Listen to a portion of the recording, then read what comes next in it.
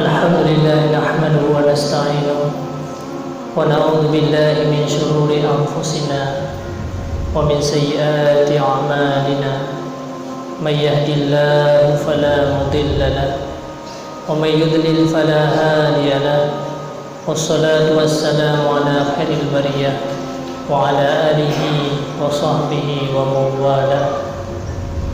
اللهم صل وسلم على سيدنا محمد طب القلوب ودوائها وعافية الأبدان وشفائها ونور الأبصار وضيائها وقوت الأرواح وغذائها وعلى آله وصحبه في كل لمحة ونفس بعدد كل معلوم لك. أما بعد.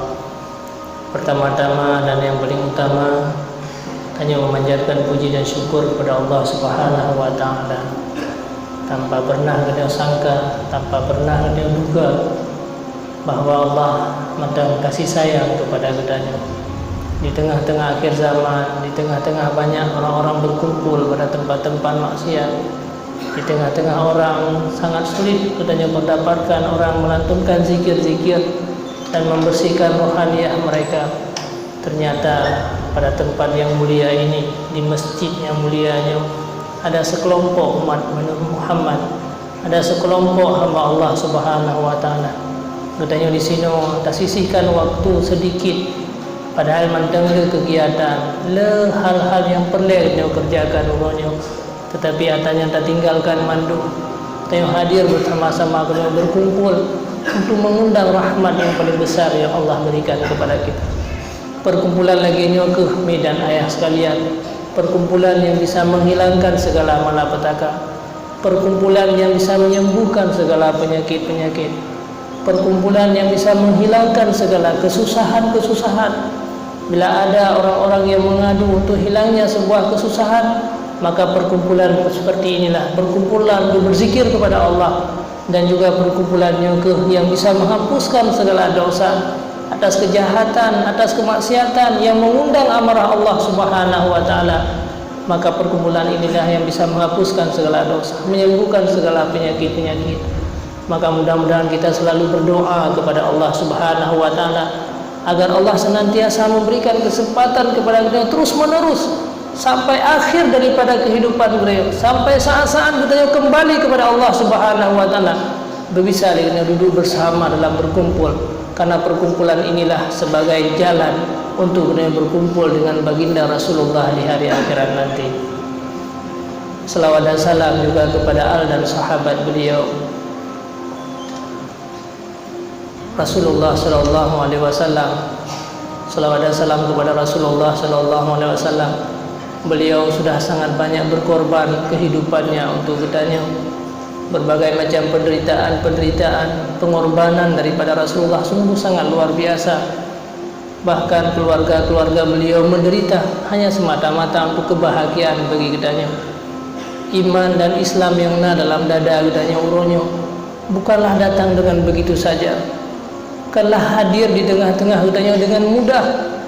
Akan tetapi iman dan Islam yang dalam dada kitanya, iman dan Islam yang dalam dada anak-anak kitanya, iman dan Islam yang hadir di tengah-tengah kitanya uronyo, semuanya adalah atas pengorbanan Rasulullah dan para sahabat. Pengorbanan Rasulullah dengan para keluarga-keluarga beliau, penderitaan-penderitaan yang menimpa Rasulullah lah, sehingga kita bisa menikmati kebahagiaan, menikmati berbagai macam nikmat yang Allah berikan kepada kitanya uronyo, semuanya atas penderitaan mereka.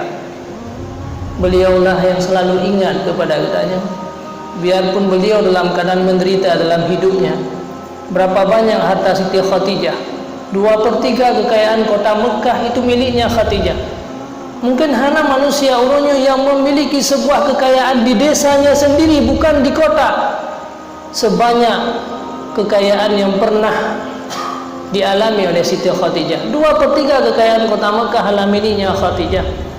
Tetapi demi perjuangan Islam, demi Islam yang hadir di tengah-tengah kitanya, demi Islam itu tercium di dalam benak hati keluarga-keluarga kitanya, beliau mengorbankan seluruh hartanya. Beliau sampai menderita, jangankan ada separuh harta yang beliau tinggalkan, Bahkan kadang-kadang pakaian sendiri yang di tubuhnya dikala beliau hampir meninggal dunia hanya dengan pakaian yang compang-camping. Subhanallah. Sangat malu kita dikala berjumpa dengan Rasulullah di hari akhirat. Sejauh mana pengorbanan kitanya uronya untuk keluarga di bidang agama, sejauh mana perjuangan kitanya untuk keturunan-keturunan kita di masa yang akan datang. Memang pedih Rasulullah dengan para sahabat, tetapi kepedihan urunnya hanyalah sesaat. Hanya beberapa tahun mereka menderita, hanya beberapa tahun mereka mungkin kurang bahagia.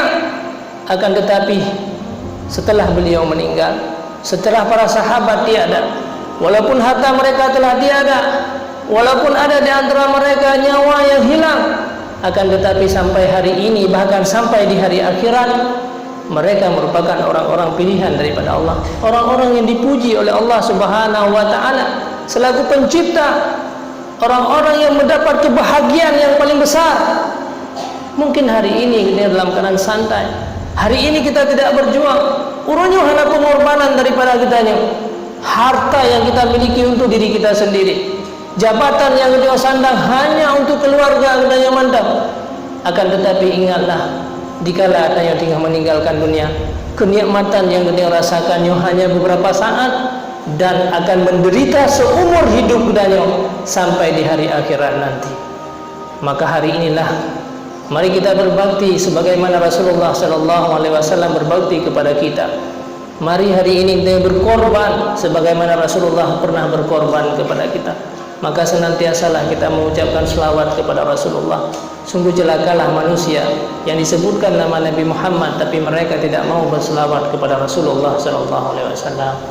Mudah-mudahan juga Rasulullah senantiasa memberikan kebaikan-kebaikan kepada kita walaupun beliau telah tiada.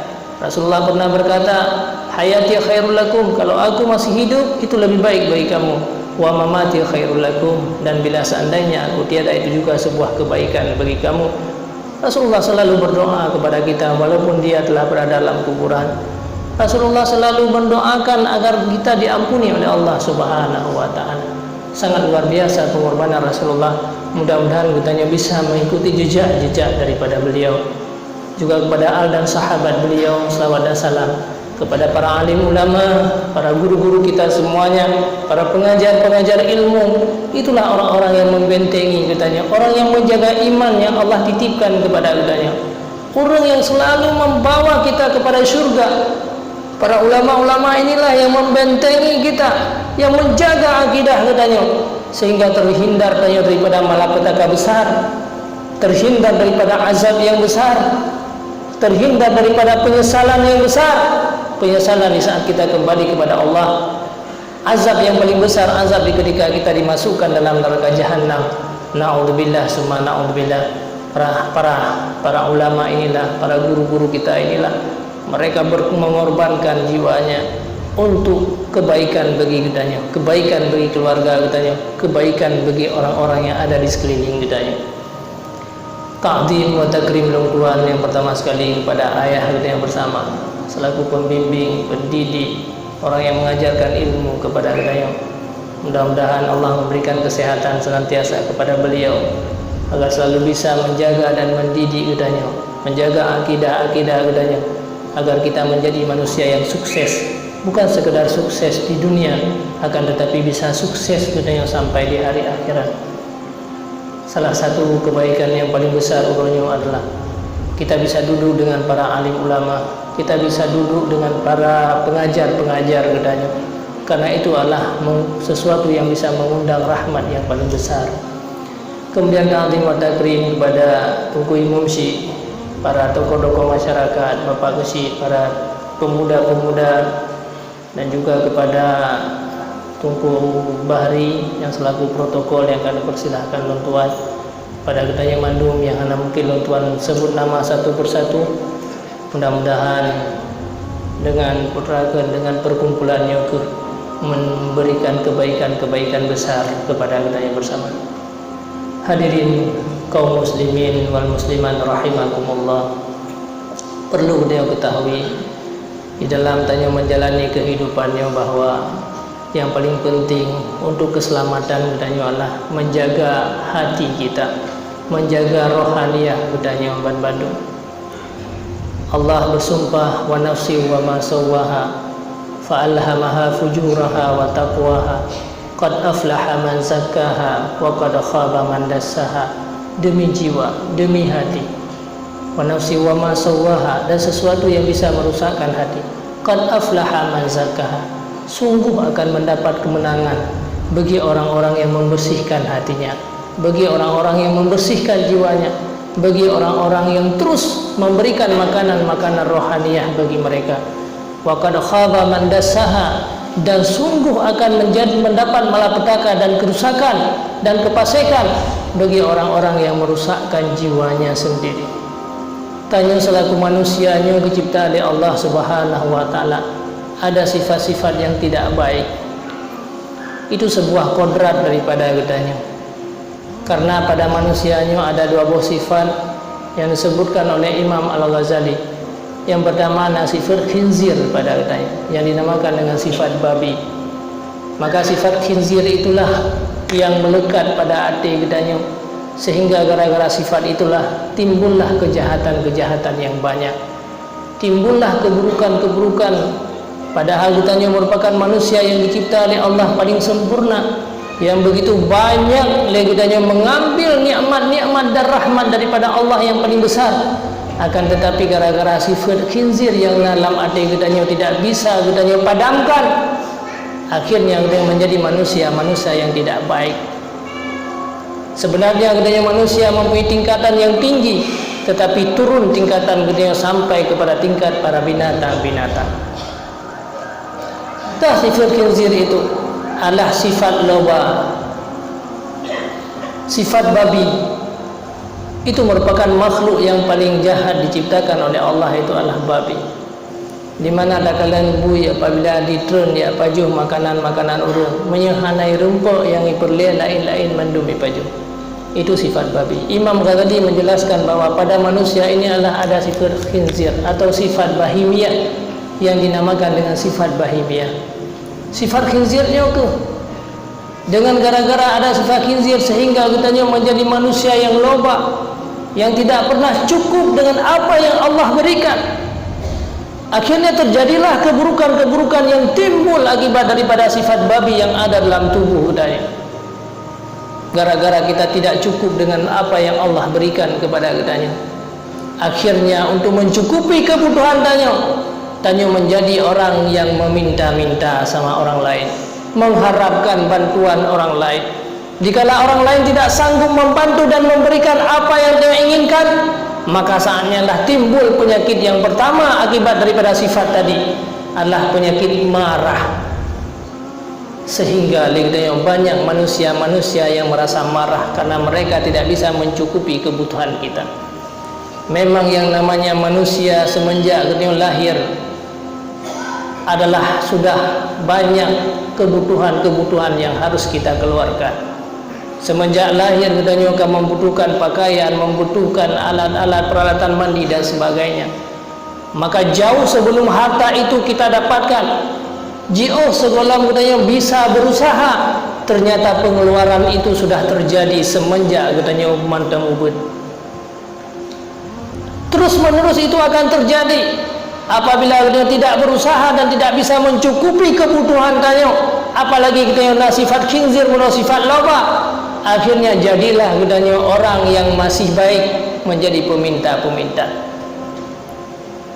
Kadang-kadang tidak dengan meminta itu tidak mencukupi kebutuhan katanya, maka timbullah kejahatan-kejahatan yang lain, sehingga katanya menjadi pencuri, menjadi perampok, menjadi orang yang korupsi, menjadi orang yang mengambil harta orang lain. Kenapa? Karena disebabkan oleh timbulnya sebuah sifat yang ada dalam hati kita yang menurut sifat loba. Makanya Rasulullah SAW selalu mengajarkan kepada kita bersifatlah dengan sifat qanaah, sifat yang dengan memada apa yang Allah berikan kepada kita. Tapi akibat daripada sifat khinzir terjadilah kejahatan-kejahatan yang banyak.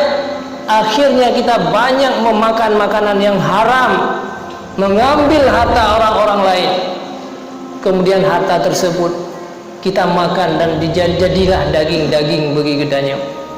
Rasulullah berkata dalam sebuah hadis, kullu lahmin nabata minal haram fannaru aula bih. Setiap daging yang tumbuh daripada yang haram, maka neraka jahanam itu adalah lebih layak. Tubuh kita yang tercipta daripada yang haram, tubuh kita yang tercipta daripada makanan yang haram, tubuh kita yang tercipta daripada tempat-tempat yang haram, daripada asal muasalnya yang haram, maka akhirnya tubuh kita adalah tubuh yang haram. Maka sehingga beratlah bagi kita untuk beribadah kepada Allah. Kenapa? Karena tubuh kita yang diminta, yang tinggal dipereh-pereh oleh tubuhnya adalah neraka jahanam, kata Rasulullah, fannaru aula bih. Dikala orang berzikir kepada Allah, kita merasa berat. Dikala orang lama-lama duduk dalam masjid beriktikaf, kita merasa beban. Tetapi di saat dia keluar daripada tempat kebaikan, di saat dia tubir di ukude, di saat dia duduk dengan katanya merasa bebas dan merasa senang, hati katanya merasa nyaman di tempat-tempat maksiat. Ini sudah menjadi sebuah bukti yang bahwa katanya tubuh kita sudah mengarah kepada neraka jahanam, sehingga merasa nyaman katanya di saat melakukan kejahatan. Bak taupat manusia fi urusuput padahal sembahyang 5 minit saja merasa berat dan beban. Trek bacut baca doa le tunggu imam, trek bacut berzikir, itu seolah-olah beban yang paling besar. Kenapa? Tubuh kita tidak senang karena tubuh ini tercipta daripada yang haram. Tetapi batas puput kejahatan-kejahatan dan kezaliman-kezaliman, gedanya merasa mudah.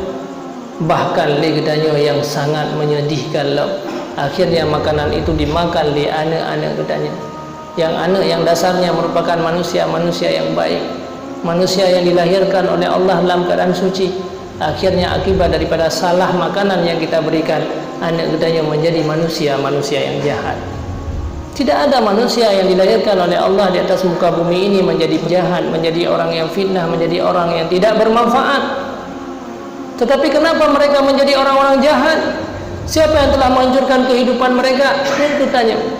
Karena salah dalam mendidik dan memberikan makanan-makanan terhadap mereka, yang sangat menyedihkan dikala katanya sudah berada dalam liang lahat. 7 buah keturunan didu ada harta go. Tubuh mereka gara-gara tanah rampasan. Mereka duduk berketurunan kepada katanya, kamu keturunan daripada katanya dubna dosa yang mengalir kepada kita. Memang di saat kita mengambil harta orang lain, di saat kita tacok harta gok tapajuk, di saat kita mendalimi orang lain, memang ada yang mangan selama dia udip. Tetapi efek daripada perbuatan kita itu yang tidak pernah kita sadari. Lagi urun tinggi darah pajak si kameng, wadah pajak si kamengnya lezat dan enak, mangan tak bal pajak si kamengnya, menyenam sebuah pinggan 2 buah pinggan habis fit. Akan tetapi setelah dia makan dia pajuk daging kambing tersebut, maka efeknya apa yang terjadi? Dia menjadi orang-orang yang stroke. Dia akan menyesal selama-lamanya. Kenikmatan yang sesaat, hanya 1 jam, 2 jam, 3 jam, setelahnya akan berefek kepada keburukan-keburukan yang menimpa. Akhirnya menjadi manusia yang kaku, tidak bergerak seluruh tubuhnya akibat daripada kelezatan yang hanya sesaat penuh. Begitu juga dengan kejahatan dan kezaliman, menansi dengan harta yang orang lain yang kita ambil.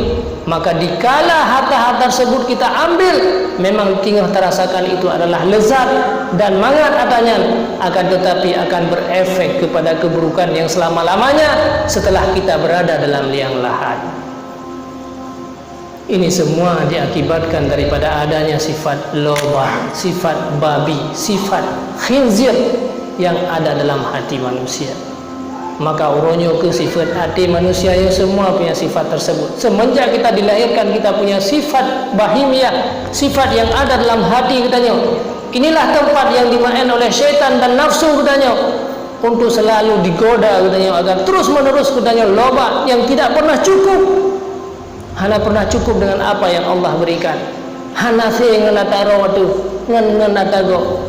Hana se dengan kekuatan roh tu, tak usaha dengan kekuatan orang lain.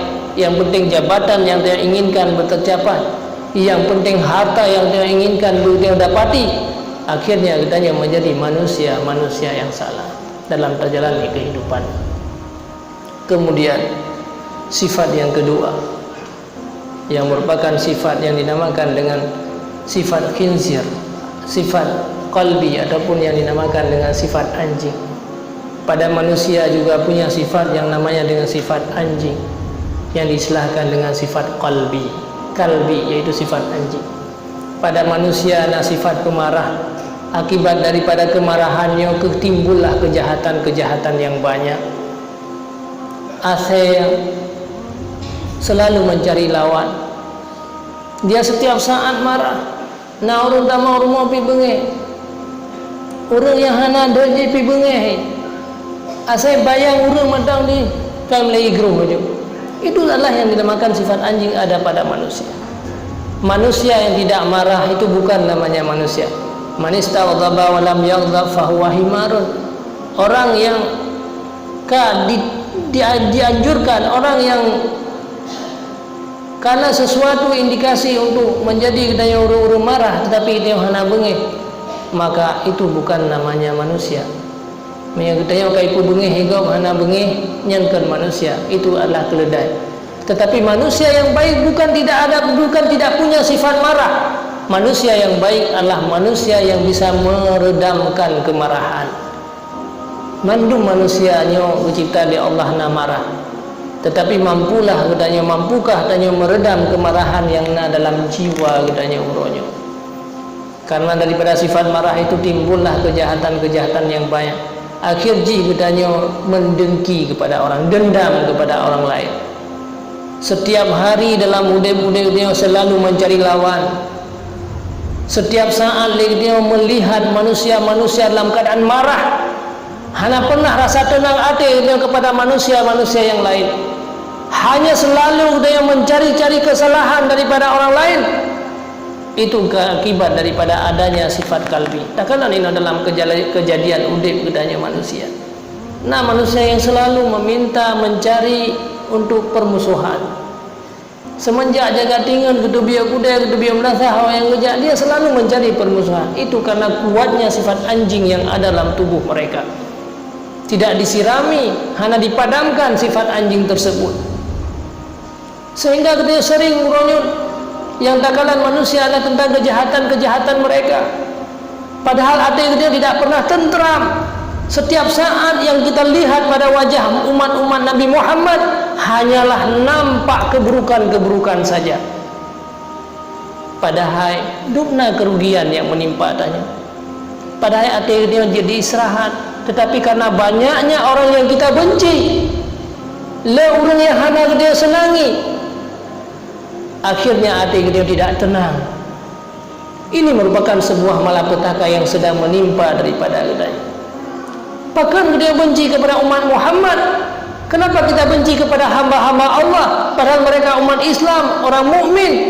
Karena dia selalu melihat keburukan mereka. Dalam budaya-budaya selalu mencari keaiban orang lain, tak cari keburukan orang lain. Tidak pernah katanya mencarikan kebaikan. Waktu tadu sampai ngangon tu yang tak pegah selalu keburukan-keburukan orang. Si popularnya mundih selalu keburukan orang. Menyenyu yang terjadi dalam manusia. Jangankan kita sesama masyarakat, seorang anak dengan orang tuanya juga tidak pernah tentram dan tidak pernah nyaman hatinya. Dubna leutanyomi taruh darah di saat kita melahirkan anak kita. Berapa banyak keringat yang keluar yang sehingga dia pertaruhkan nyawa demi untuk melahirkan seorang anak. Dan gedenya urunsi juga berapa banyak harta yang telah kita korbankan. Di tengah-tengah malam bak terik matauro tinggal saat susah, bahkan tanya hana merumpak ibadah kepada Allah, hana merumpak kubur kebaikan-kebaikan kepada Allah, murka kita kepada Allah, maksiat kita kepada Allah, hanya untuk pengorbanan mencari harta untuk anak dan keturunan tanya.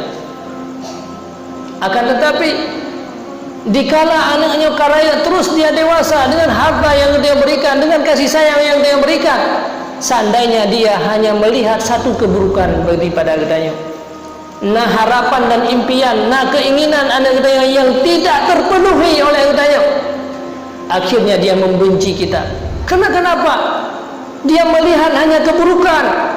Tetapi berapa banyak kebaikan yang pernah katanya berikan kepada mereka, kepada anak-anak katanya, dia tidak pernah melihat. Jadi jangankan orang lain, seorang anak yang sudah banyak berkorban orang tuanya, dia tidak pernah tentram melihat orang tuanya apabila hanya dia yang melihat keburukan.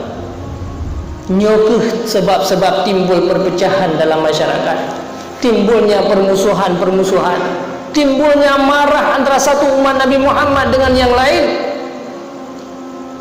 Maka menyenyo yang terjadi dalam kalangan katanya uronyo, jangan pernah mengharap kita akan mendapatkan syurga daripada Allah Subhanahu wa taala. Rasulullah sallallahu alaihi wasallam menyampaikan dalam sebuah hadis, kasiru may yadkhulul jannah taqwallah wa khuluqun hasan. Kebanyakan manusia yang dimasukkan oleh Allah dalam syurga bukan hanya sebagai takwa kepada Allah, kan gara-gara le sembahyang mantang, le ibadat mantang, le berzikir, le haji berkali-kali, umrah berkali-kali mantang. Tetapi juga Rasulullah menyampaikan wa khuluqin hasan, berakhlaklah dengan akhlak yang baik dengan manusia. Sesungguhnya Rasulullah sallallahu alaihi wasallam begitu baik dan berakhlak yang sangat terpuji dengan para sahabat-sahabat dan dengan para seluruh umat-umat beliau. Rasul dipuja oleh Allah bukan gara-gara beliau banyak sekali beribadah. Innaka la'ala khuluqin azim, engkau merupakan manusia yang sangat baik, yang berakhlak dengan akhlak yang sangat terpuji. Maka cobalah kita hari ini merubah untuk kebaikan daripada hati katanya orangnya. Dalam katanya doa-doa sehari-hari, janganlah katanya pegah ke orang lain yang kekurangan-kekurangan. Pegahlah kebaikan-kebaikan, ingatlah kebaikan-kebaikan mereka. Walaupun orangnya cukup le kalau sakiti katanya, cukup le ke hal-hal gezalimi katanya, tetapi dia ada sebuah kebaikan, ingatlah kepada kebaikannya, karena mereka juga umat Nabi Muhammad sallallahu alaihi wasallam. Suatu saat akan berubah oleh Allah, dia akan menjadi orang-orang yang lebih baik. Makanya dalam syair pernah disebutkan, ahbib habibaka haunam ma'asa ayyakuna baghidaka yaumam. Kalau engkau mencintai seseorang, cintailah dengan sedikit saja, karena pada satu saat orang yang engkau cintai pasti akan engkau benci. Wa abghid baghidaka haunam ma'asa ayyakuna habibaka yaumam. Kalau engkau membenci seseorang, bencilah hanya dengan sesaat saja, karena suatu hari orang yang engkau benci pasti akan engkau sayangi. Jadi uronyo tanyo di dalam tadu berkumpul di mana-mana, di kedai-kedai kopi dan berangkapan mantap. Janganlah selalu hanya mengunjing-unjing dan sebut-sebutkan keaiban-keaiban orang lain. Karena kebanyakan manusia nanti dimasukkan dalam neraka. Hal yukabbuna ala afwahim wa manakhirihim ila jahannam illa hasaida alsinatihim. Tidak dicampakkan manusia nanti di hari akhirat di dalam neraka jahanam di atas mulut-mulut dan hidung mereka, kecuali hanyalah hasil daripada lidah-lidah mereka. Sebenarnya dia sangat bersyukur kepada Allah, betapa baiknya selama ini Allah kepada kita. Tanya dihidupkan oleh Allah lidah kita yang dalam keadaan pasir. Seandainya kita diciptakan sebagai orang bisu, sebanyak apapun harta yang dia miliki, tidak ada orang yang menghargai kita. Hanya orang yang akan menghormati kita. Kita tidak bisa menjadi pengajar, tidak bisa menjadi pendidik.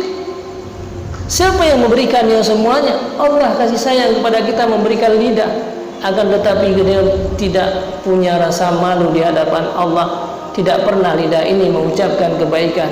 Sangat jarang lidah ini memberikan kebaikan kepada orang.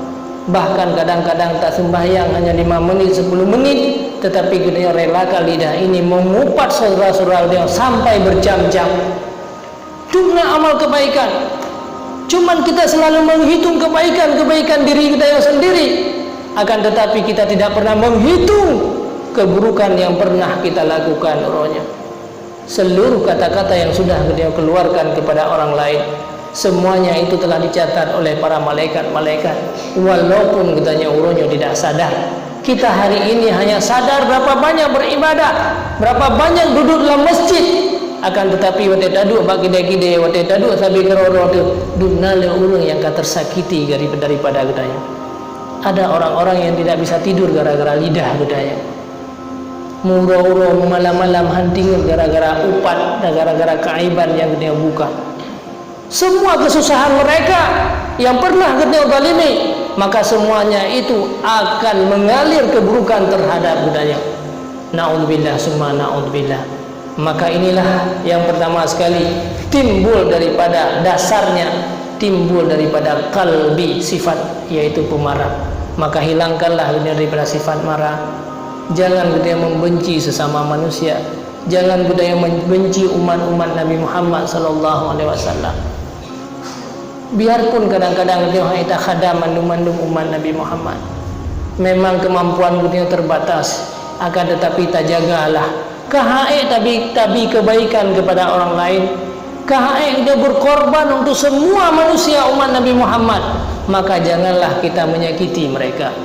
Baiklah dengan lidah-lidah kita yang menyakiti hati-hati mereka, karena itu menjadi malapetaka yang besar bagi kita. Jadi dua buah sifatnya ke makaji dia katanya orang yang baik, orang yang berakhlak yang baik adalah orang yang bisa meredamkan sifat amarah atau sifat kalbi yang ada dalam hati katanya. Jadi menyebab bui menona sifat loba, maka sifat loba itulah yang harus kita hindari, karena itulah merupakan anjuran dan ajakan-ajakan daripada hawa nafsu katanya. Itulah yang bisa merusakkan hati kitanya. Akhirnya tanya manusianya menjadi orang-orang yang baik. Tanya manusianya dicipta oleh Allah sebagai khalifah di atas muka buminya. Tanya manusianya seandainya baik akhlak akan naik ke tingkat derajat para malaikat. Akan tetapi karena hati, karena lidah, karena telinga, karena seluruh anggota tubuh dia tidak berfungsi untuk kebaikan, untuk beramal kepada Allah, akhirnya derajat kitanya diturunkan oleh Allah menjadi derajat binatang. Allah berfirman dalam ayat Al-Quran, وَلَقَدْ ذَرَأْنَا لِجَهَنَّمَ كَثِيرًا مِنَ الْجِنِّ وَالْإِنسِ لَهُمْ قُلُوبٌ لَا يَفْقَهُونَ بِهَا. Sungguh kebanyakan dalam api neraka Jahannam nanti aku masukkan mereka kebanyakan daripada jin dan manusia, lahum qulubun, dia punya hati, punya mata hati yang Allah berikan, punya akal, punya pikiran, tetapi la yafqahuna biha, tidak memahami dengan kebaikan-kebaikan yang Allah berikan kepada mereka. Walahum adhanun la yasma'una biha, bagi mereka punya telinga tetapi tidak mendengar kebaikan dengan telinga tersebut. Walahum a'yunun la yubsiruna biha, dia punya mata la yubsiruna biha, tidak pernah memandang dengan mata tersebut. Ulaika kal an'am, mereka itulah bagaikan binatang, bal adal, bahkan lebih sesat daripada binatang. Betapa sedihnya. Memang kadang-kadang orang yang beruntung menjadi umat-umat Nabi Muhammad, karena Nabi Muhammad sudah mendoakan kepada katanya agar Allah tidak memberikan siksaan dan azab yang secara besar, secara terang-terangan terhadap umat Nabi Muhammad di dunia ini. Walaupun sebesar apapun maksiat yang pernah kita lakukan, kadang-kadang sebuah keluarga kita tidak pernah sholat, tidak pernah ibadah kepada Allah. Mantan dalam keluarga katanya anak ada sembahyang, perumahan anak sembahyang, anak sembahyang. Betapa besar kejahatan. Meninggalkan sembahyang jangankan seumur hidup katanya, jangankan bertahun-tahun, hanya satu waktu kita meninggalkan sembahyang itu merupakan kesalahan yang besar, siksaan yang paling besar yang Allah berikan yang sebenarnya.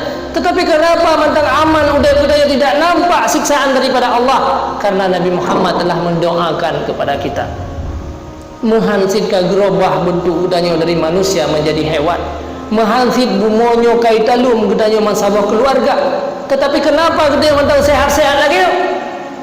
Subhanallah, karena kita merupakan orang-orang yang telah didoakan oleh Rasulullah.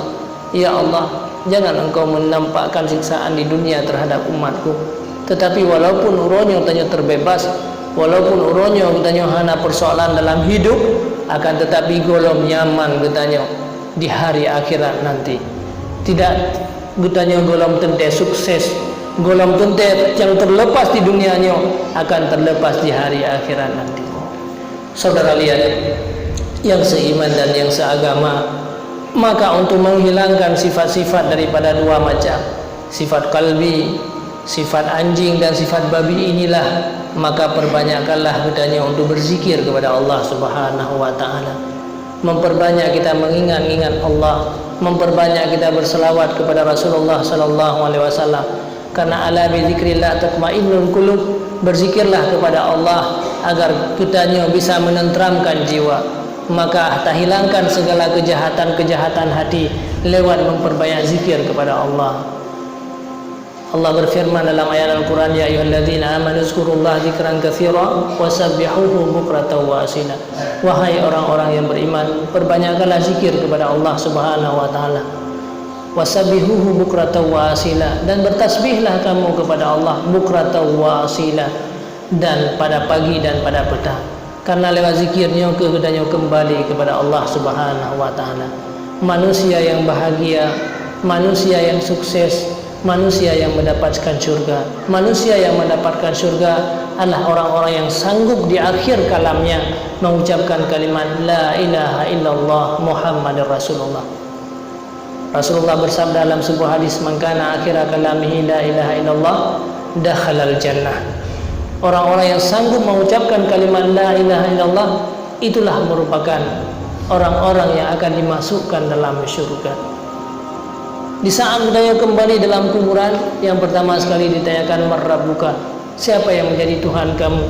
Seandainya lidah ini tidak pernah mengucapkan Allah, Allah, tidak pernah mengucapkan kalimat la ilaha illallah, yang penting ini menyebutkan nama Allah. Adakala dengan subhanallah, subhanallah, subhanallah itu menyebutkan nama Allah, atau alhamdulillah, ada kata-kata Allah, Allahu Akbar, Allahu Akbar, terserah bagaimana zikir-zikir yang diajarkan oleh para guru-guru dia, atau la ilaha illallah, la haula wala quwata illa billah, terserah zikir-zikir yang diajarkan, atau Allah, Allah, Allah, ya Allah, ya Allah, ya Allah, zikir dalam tarekat Qadiriyah. Terselahlah zikir-zikir, baik zikir dalam lisan ataupun zikir dalam hati. Tetapi zikir inilah yang bisa menyelamatkan budanya daripada persoalan-persoalan di hari akhirat. Maka hari ini perbanyakkanlah zikir-zikir kepada Allah. Karena dengan berzikir inilah akan Allah berikan kenyamanan. Allah akan menyebutkan kita. Ma biqaumin yazkurunallah illa hafadhul malaikah. Tidak ada satu kelompok yang duduk mereka berzikir kepada Allah, mereka menyebut-nyebutkan nama Allah, illa hafadhul malaikah. Malaikat itu akan menghadiri kedanya Bandung. Mereka orang-orang yang mulia, orang-orang yang bersih, orang-orang yang dipuji oleh Allah, berdoa kepada kedanya untuk keselamatan iman kedanya. Cukup menyedihkan apabila akhir hidup kedanya singhana le beriman. Uronyo danyo lahir daripada keluarga yang Islam, keluarga beriman. Udip dalam kalangan orang-orang yang beriman, orang-orang sampai kedanya orang-orang yang beriman. Iman yang dalam dada kedanya, mampukah dia pertahankan sampai detik akhir kehidupan dia? Seandainya nanti di akhir kehidupan dia iman ini tercabut, maka sungguh merupakan malapetaka besar bagi kita. Makanya Sufyan Tsauri setiap malam menangis. Geklik tapi Sufyan Tsauri, padahal beliau tidak pernah melakukan kejahatan. La yu'ad sagiratun wala kabiratun, jangankan dosa-dosa besar, dosa kecil pun tidak pernah dilakukan oleh Sufyan Tsauri. Tetapi beliau setiap malam menangis. Para sahabat bertanya, wahai Sufyan Tsauri, kenapa engkau menangis? Dosa apa yang pernah engkau lakukan wahai Sufyan Tsauri? Beliau menjawab, aku menangis bukan karena dosa, tetapi mampukah iman yang selama ini Allah titipkan kepada Allah nurnya, mampukah saya pertahankan sampai akhir kehidupan? Kanyo tidak pernah membayangkan apa yang dialami oleh para pendahulu kita sekarang di dalam kubur. Kita tidak pernah tahu bagaimana orang-orang tua katanya, urun syekh katanya yang kami awal meninggal, apa yang sedang mereka rasakan dan apa yang sedang mereka yang mereka dapatkan setelah beliau meninggalkan dunia ini. Bahkan kadang-kadang dia sendiri kurang memperhatikan kepada keluarga-keluarga kita. Kita tidak pernah membayangkan apa yang terjadi terhadap orang-orang pendahulu kita yang telah meninggal dunia. Apakah mereka semuanya telah terbebas? Lihatlah tubuh-tubuh mereka, seandainya tanya membuka kuburan mereka, kemana tubuh-tubuh mereka yang begitu tegak, begitu bagus? Cukuplah tubuh-tubuh orang yang cukup hebat-hebat, dimuliakan, dihormati sebelumnya. Jauh sebelum kita menjadi orang-orang terhormat, mereka lebih duluan menjadi orang-orang terhormat. Jauh sebelum kita duduki sebuah jabatan, maka mereka lebih duluan mendapatkan jabatan-jabatan tersebut. Jauh sebelum harta ini kita beli, harta yang uronyo dapatkan uronyo, para pendahulu kita yang sedang berada dalam kuburan hari ini, mereka lebih awal memiliki harta yang kita miliki, kita juga akan sama seperti mereka. Lihatlah tubuh-tubuh mereka, kemana tubuh yang mereka kasihi, tubuh yang mereka sayangi, orang-orang yang menghargai mereka. Siapa yang bisa membela mereka setelah mereka berada dalam liang lahat? Kemana anak dan keluarga-keluarga mereka? Itu juga akan menimpa terhadap kitanya. Yang sangat menyedihkan uronyo, kadang-kadang kita hari ini duduk dari atas rumah yang ditinggalkan oleh keluarga tanya uronyo tak nikmati harta yang ditinggalkan oleh orang tua katanya. Akan tetapi berapa banyak amal-amal kebaikan yang bisa membela mereka. Hari-hari mereka selalu memanggil Allah, Allah. Setelah kita menanam mereka dalam kuburan, kita kembali semuanya ke rumah kita yang masing-masing. Beliau hanya bisa mengadu kepada Ya Allah, long duku ini yang sudah terjadi. Sungguh sangat menyesal hidupku selama ini Ya Allah. Aku sia-siakan umur tidak beribadah kepada Engkau. Aku sia-siakan anakku, tidak pernah aku menyuruh untuk beribadah kepada Engkau. Tidak pernah aku berikan ilmu-ilmu agama kepada Engkau. Akhirnya mereka menjadi anak-anak yang jahat dan anak-anak yang celaka. Na'udzubillah summa na'udzubillah. Seolah-olah kita anggap bahwa kehidupan ini sudah selesai. Kematian yang akan datang terhadap kita, kematian yang datang terhadap urung-urung sebelum kita, seolah-olah mereka tidak ada persoalan yang besar di dalam kuburan mereka. Maka uronyo marilah Allah masih kasih sayang kepada kita. Allah masih memberikan kesempatan bagi kita. Inilah sebuah tanda Allah masih mengumpulkan kita pada tempat-tempat kebaikan. Di tengah-tengah kita hidup di akhir zaman, maka marilah tanya uronyo mengintrospeksikan diri kita. Perbaikilah kejahatan-kejahatan. Sesungguhnya kejahatan yang kita lakukan di dunia ini, itulah semuanya yang menjadi malapetaka bagi kita. Saboh kejahatan yang dia puput di atas muka bumonyo, bagaikan gedanyo sudah menciptakan satu ular dalam kuburan yang akan menggigit kita.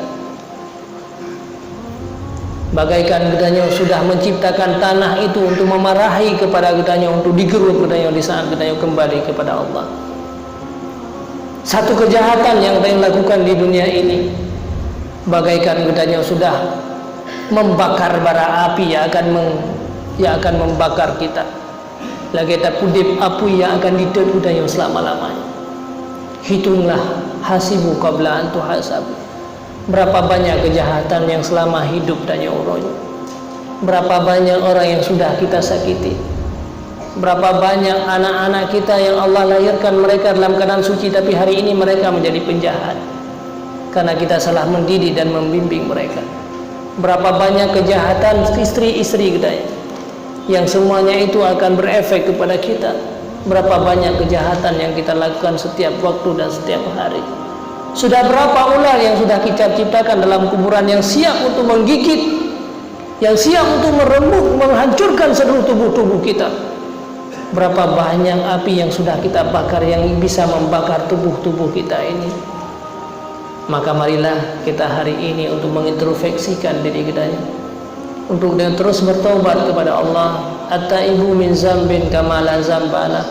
Orang-orang yang bertobat daripada dosa itu adalah bagaikan urung yang tidak pernah berdosa dalam hidupnya. Urung-urung yang memperbaiki hatinya, qad aflaha man zakah, itulah orang-orang yang mendapat kemenangan dan mendapat kesuksesan. Jagalah hati kitanya uronyo. Tunlah segala hawa nafsu kitanya. Memang pada tun hawa nafsunya bukan hal yang mudah dalam hidup. Karena kita selalu didorong untuk keburukan dan terus didorong keburukan.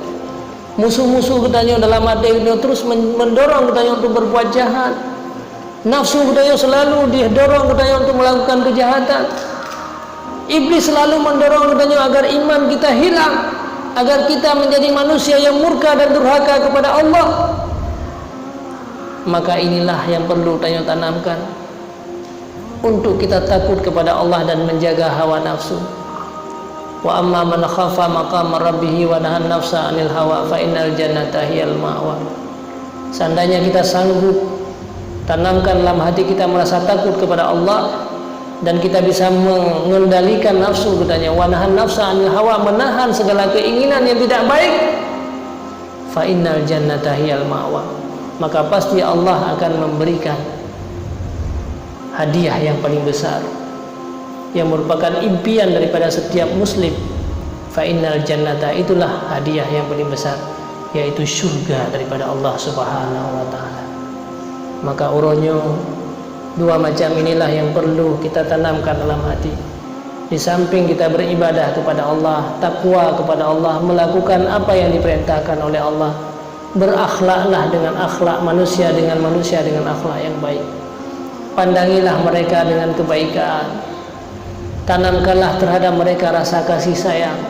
Sesungguhnya mereka ini adalah semua umat Nabi Muhammad. Kita semuanya sedang berangkat untuk menuju kepada sebuah tempat, maka masing-masing yang sibuk dengan perjalanan sendiri. Tidak ada waktu bagi kita untuk melihat keaiban-keaiban orang lain. Sesungguhnya banyak persoalan yang akan kita hadapi di masa yang akan datang. Mudah-mudahan apa yang Tuhan sampaikan bermanfaat bagi kita bersama. Maka mari mengintrospeksikan diri kita. Didiklah anak-anak kita pada tempat kebaikan. Sering-seringlah hadir dalam majelis ilmu. Inilah majelis yang bisa menyirami hati-hati yang kotor. Majelis ilmunya yang bisa membersihkan hati-hati yang sudah keras. Majelis ilmu inilah yang bisa mengeluarkan air mata gedanya, yang bisa menyelamatkan gedanya di hari akhirat nanti. Inilah yang pernah disampaikan oleh Rasulullah sebagai kebun syurga. Idza maratum biriyadil jannah farta'u, apabila kamu melewati kebun syurga, merangkaklah kamu, rebutlah kebun syurga. Jangan engkau sia-siakan, jangan engkau melewati kebun syurga itu. Begitu juga dengan anak-anak kita, yang bawalah mereka sering-sering kepada kebun syurga. Wa mariyadul jannah ya Rasulullah, apa yang menjadi kebun syurga di dunia ini ya Rasulullah?